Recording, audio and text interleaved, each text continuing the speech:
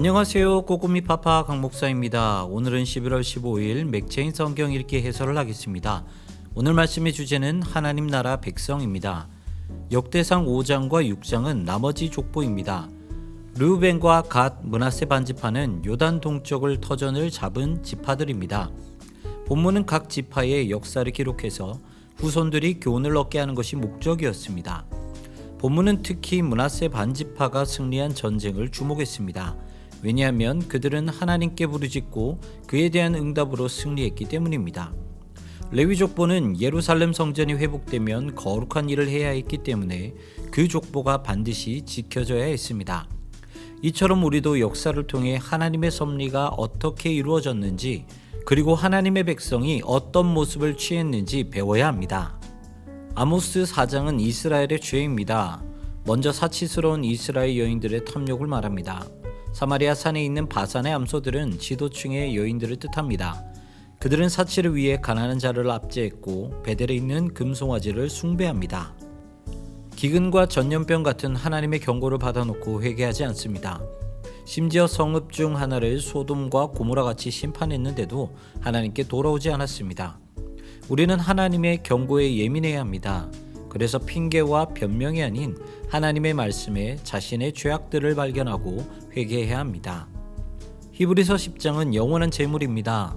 예수님이 오시기 전에는 날마다 제사를 드렸습니다.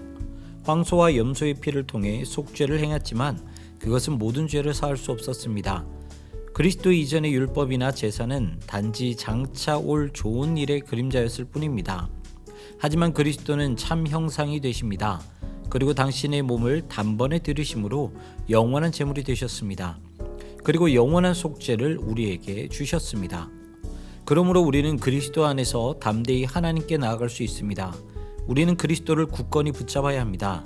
그리고 그분을 믿는 도리의 소망으로 여겨야 합니다. 시편 148편부터 150편까지는 창조주 전능자입니다. 하나님은 모든 것을 지으시고 다스리십니다. 해와 달도 하나님을 찬양합니다. 하늘의 하늘도 하나님을 찬양하고 모든 생물과 자연도 하나님을 찬양합니다. 하나님은 당신의 백성을 창조하셨습니다.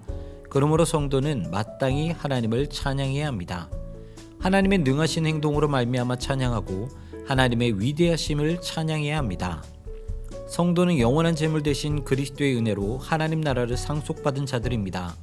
그러므로 성도는 하나님의 성품을 따라 거룩해야 합니다. 죄를 멀리하고 하나님의 은혜만 기억해야 합니다. 그리고 위대하신 하나님, 전능자 되신 하나님을 찬양해야 합니다. 구원에 관한 모든 것은 나의 힘으로 된 것이 아무것도 없습니다. 그러므로 우리는 겸손해야 합니다. 하나님은 겸손을 기뻐하십니다.